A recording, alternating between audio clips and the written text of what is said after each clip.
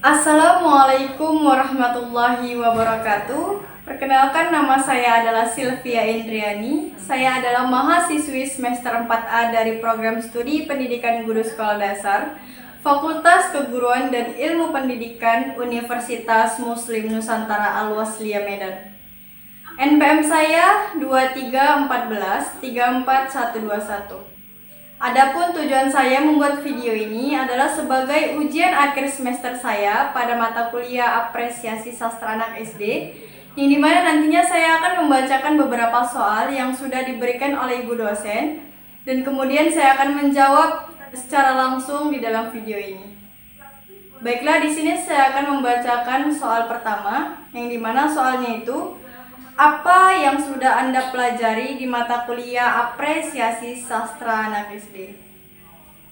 Nah, saya sudah mempelajari berbagai hal penting pada mata kuliah Apresiasi Sastra Anak SD. Di antaranya adalah hakikat sastra anak, kemudian ciri-ciri dan juga fungsi sastra anak. Kemudian saya juga sudah mempelajari tentang jenis-jenis karya sastra anak, yang dimana contohnya itu seperti prosa, puisi, drama, dan juga cerpen. Kemudian saya juga sudah mempelajari tentang teknik-teknik menulis dan juga membaca puisi. Saya juga sudah mempelajari tentang proses kreatif menulis cerita anak. Kemudian saya juga sudah mempelajari tentang bagaimana cara mengapresiasi karya sastra secara reseptif dan juga produktif.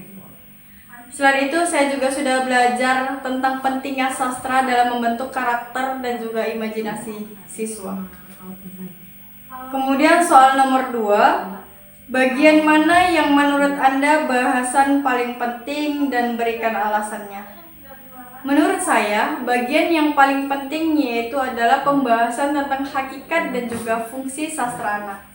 Alasannya karena pemahaman ini menjadi dasar bagi calon guru yang nantinya memilih, menyajikan ataupun mengembangkan suatu kegiatan sastra yang sesuai dengan perkembangan anak.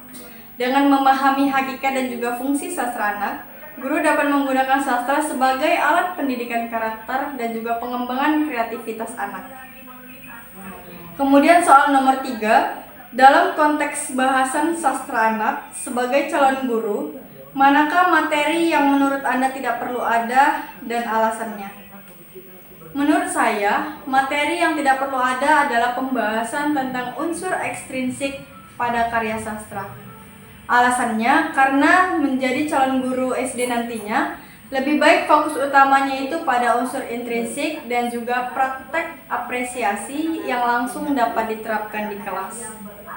Kemudian untuk soal nomor 4, dalam pembahasan ataupun pembelajaran bahasa dan sastra Indonesia untuk menjadi guru SD, materi apa yang ingin sekali Anda pelajari? Nah, materi yang ingin sekali saya pelajari adalah materi tentang strategi kreatif mengajarkan sastra di SD, yang dimana seperti teknik mendongeng, membuat ataupun menulis puisi bersama dengan anak-anak, ataupun pementasan drama sederhana yang dapat meningkatkan minat ataupun partisipasi siswa. Kemudian soal nomor 5, bacakan sebuah puisi karya sastrawan Indonesia, lalu jelaskan bagaimana persiapan Anda sebelum membaca puisi. Apa saja langkah-langkah yang Anda lakukan? Nah, di sini saya akan membacakan sebuah puisi yang berjudul Aku, karya Chairil Anwar.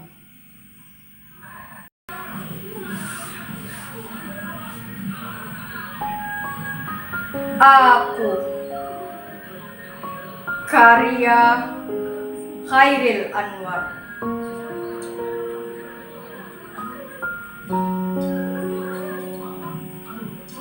Kalau sampai waktuku, ku mau tak seorang kan merayu, tidak juga kau, tak perlu seduh sedan itu.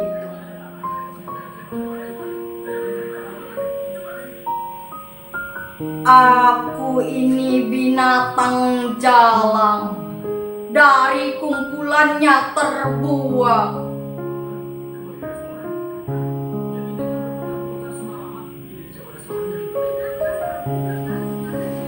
Biar peluru menembus kulitku, aku tetap meradang, menerjang.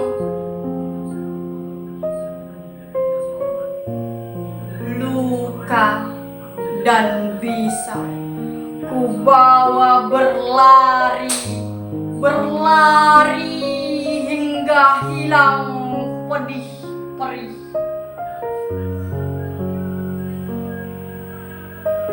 Dan aku akan lebih tidak peduli.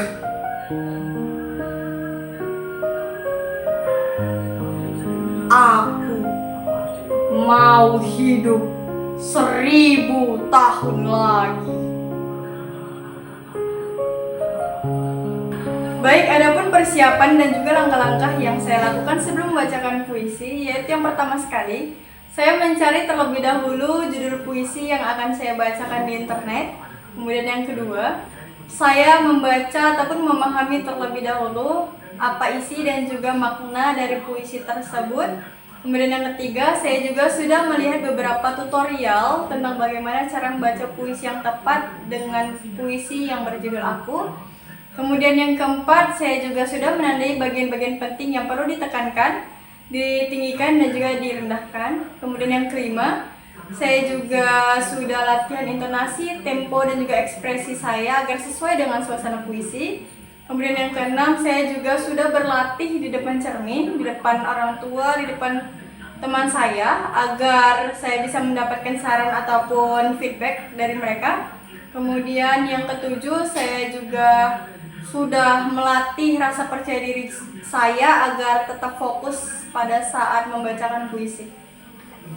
Kemudian soal nomor 6, apa kekurangan Anda dalam membaca puisi? Menurut saya, kekurangan saya dalam membacakan puisi tadi itu yaitu yang pertama sekali masih adanya rasa kurang percaya diri yang terdapat di dalam diri saya ketika membacakan puisi tadi. Kemudian ekspresi saya menurut saya masih kaku. Kemudian untuk intonasi dan juga penghayatan yang menurut saya juga belum maksimal. Kemudian soal nomor 7, dari 1 sampai 10, berapa nilai baca puisi Anda dan alasannya? Nah, untuk nilai membaca puisi tadi, saya menilai kemampuan saya itu adalah 7 dari 10. Mengapa demikian? Karena sebenarnya saya sudah memahami ataupun mengetahui tentang teknik dasar membaca puisi. Hanya saja saya memerlukan latihan lebih lanjut agar saya dapat lebih maksimal lagi dalam mengekspresikan ataupun memberikan penghayatan yang lebih maksimal lagi. Kemudian nomor 8, ada berapa golden moment yang Anda tuliskan selama perkuliahan berlangsung dan mana yang paling membekas? Selama perkuliahan saya ada menuliskan 7 golden moment, yang dimana yang paling membekas itu terdapat pada golden moment kelima dan juga yang ketujuh. Pada golden moment yang kelima ini, saya mendapat pengetahuan ataupun pesan dari ibu dosen yang dimana pesannya itu ataupun pengetahuannya itu adalah belajar dari 1%. Yang dimana maksudnya itu dari yang awalnya kita tidak tahu akan menjadi tahu ketika kita ulang-ulang. Dan dari yang awalnya 1% akan menjadi banyak ketika kita terus belajar ataupun mengulang dan juga mengulang. Kemudian pada golden moment ketujuh itu mengapa saya katakan membekas, yaitu karena pada golden moment ketujuh itu saya juga mendapat motivasi ataupun pesan dari ibu dosen yang dimana pesannya itu jangan pernah menjadi orang yang sombong dan juga angkuh. Mau sepintar apapun kita, jangan pernah meninggi. Dan beliau juga memiliki pesan dimana pesannya itu berupa petuah. Petuahnya itu adalah jangan pernah menjadi seperti ayam bertelur satu tetapi ribut sekampung, tetapi jadilah seperti penyu yang bertelur beratusat tetapi dia tidak bangga dengan telurnya. Saya juga mendapat pengajaran ataupun pengetahuan pada golden moment ketujuh itu tentang Janganlah mencari ilmu karena ilmu, tetapi carilah ilmu karena amal. Pada golden moment ketujuh juga, mengapa saya katakan membekas? Karena pada golden moment ketujuh itu adalah golden moment terakhir yang kami tuliskan, dan juga saya menuliskan ungkapan terima kasih saya kepada ibu dosen karena selama ini sudah mengajari kami, memotivasi kami selama 1 semester ini. Kemudian soal nomor 9, sebutkan satu kata yang mewakili isi hati Anda pada mata kuliah apresiasi sastra anak SD. Satu kata yang mewakili isi hati saya yaitu menginspirasi. Yang dimana pada mata kuliah ini menginspirasi saya karena dapat membuka wawasan ataupun semangat baru saya untuk mengajarkan sastra anak secara kreatif dan juga lebih bermakna lagi di SD. Mungkin hanya sekian jawaban dari saya. Saya ucapkan terima kasih. Assalamualaikum warahmatullahi wabarakatuh.